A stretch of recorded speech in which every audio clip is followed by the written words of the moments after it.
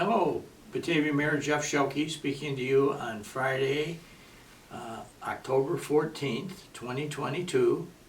And we've had some interesting tidbits around town that I just want to share with folks. We had quite a bit of rain over this past couple of days, and as most of you know, we hadn't had much rain. But we had a couple, I don't know if we got to quite an inch, but we had quite a bit of rain in different parts of town. Some had more and some had less, but everybody got quite a bit of rain, so I know it made the grass greener, and any garden stuff that was still in the garden got a little reprieve. So that was a moment of, I think, appreciation of Mother Nature. One thing I would like to highlight to you is that I'm sure most of you at some point in time last Sunday had your TV on, or you had seen advertisements for it, for the infamous Chicago Marathon race.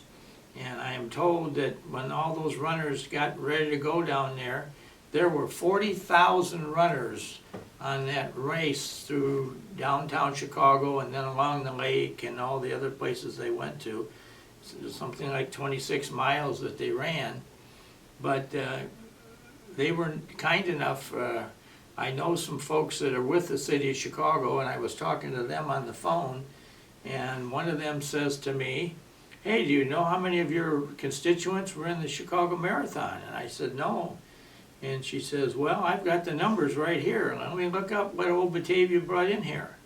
And so she comes back and says, there were 22 runners with Batavia addresses who were in the marathon. So, you know, we've had our fair share in there, and that's to be commendable. And I thought it an interesting number to share, because that is, in sporting events involving individuals, that's one of the biggest ones we do in the region on a yearly basis. So it didn't get lost in the shuttle. There was 22 Batavians in there last Sunday running. Now, moving to this weekend, I'm very pleased to report I just got off the phone with Alan Wolf, who is, as you know, is one of the voices, along with Mr. Lundberg, of the Batavia High School sports program. And right now the Batavia football program is really flying into high gear, and they've had some success the last few days. So tonight's game, some people had started conversations that they didn't think it was going to be broadcast. But I just cleared it with Mr. Wolf, who's going to be doing it, that tonight's game will be on TV.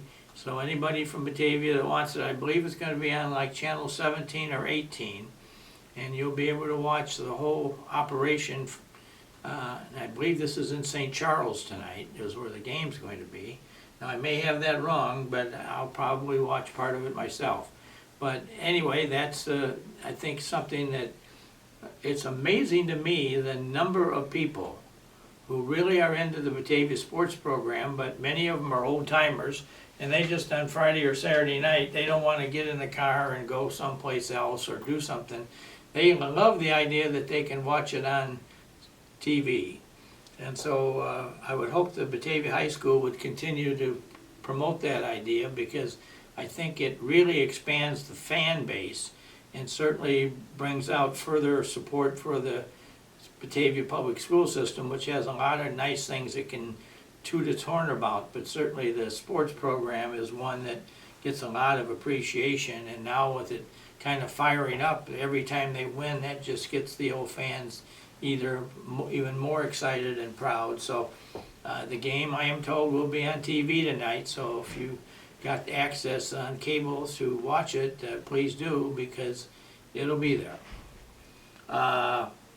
The other thing I wanted to make mention of is that we are having some little bit of issues with people who want to rake leaves or brush or whatever have you, and instead of waiting for the coming brush pickup, we have some people say, well, I don't want all this blowing all over the neighborhood, so I'm just going to burn it in my yard.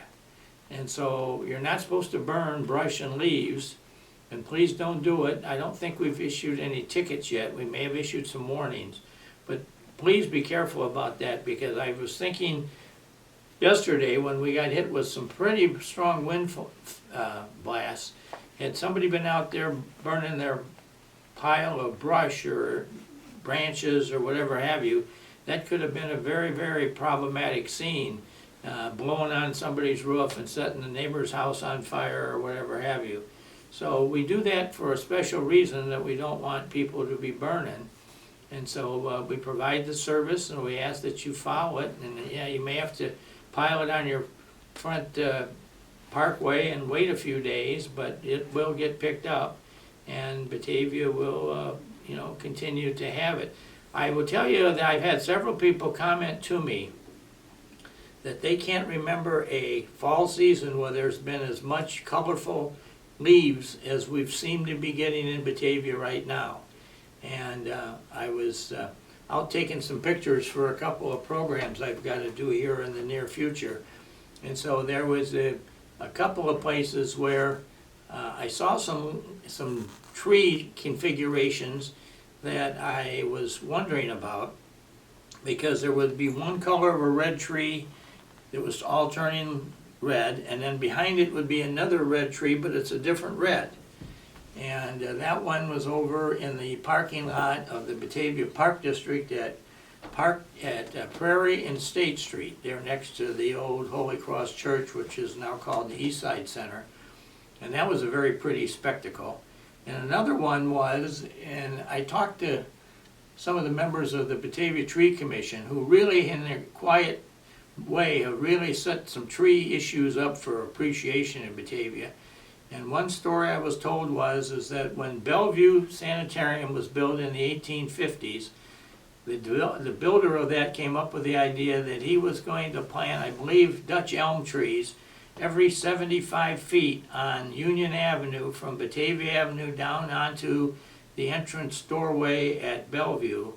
And that you would have, then in the fall, these things would turn their color, and you'd have for a few days this beautiful scene of all these trees turning color.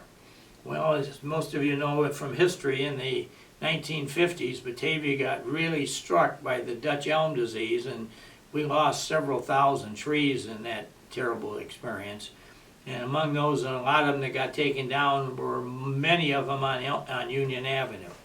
So I recently talked to some folks who said they had come up with the idea that, like the man did back in the 1850s on Union Avenue, they wanted to plant a row of trees that would all turn the same color and would go down the street for some length.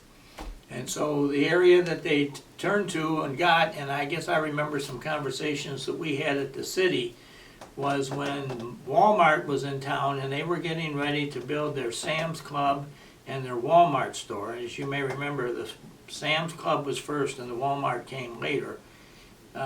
We got them to plant the area to the south of the Sam's Club store along what today is Mill Street, from the parking lot down into what today is also going to be the Winding Creek subdivision that's now being put into place. And if you go there today, there is a beautiful run of yellow trees all in a line, and they've all turned color, and it's really quite a spectacle.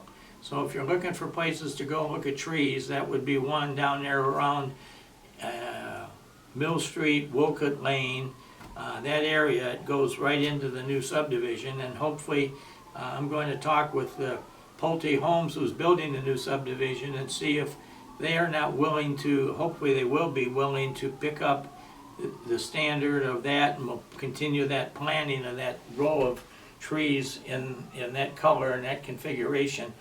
I've talked to Frank Sopp, our city arborist, about it, and he says he's willing to loan his opinions and expertise to help us get some of those ideas put forth. So we got some interesting things going, and I find it interesting that an idea for planting trees, which originally was first adopted in Batavia before the American Civil War in 1850 on Union Avenue, is now attempting to be replicated in several places around town.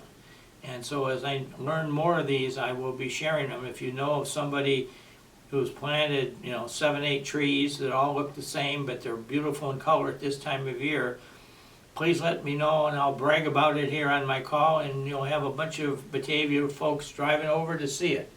So, I mean, that's what makes Batavia a very special place, that we have sentiments and traditions and ideas and sharing like this. So let's do this, and let's be very proud of what our history has taught us and how we are trying now to recapture and emulate the history of the past for the goodness of the community.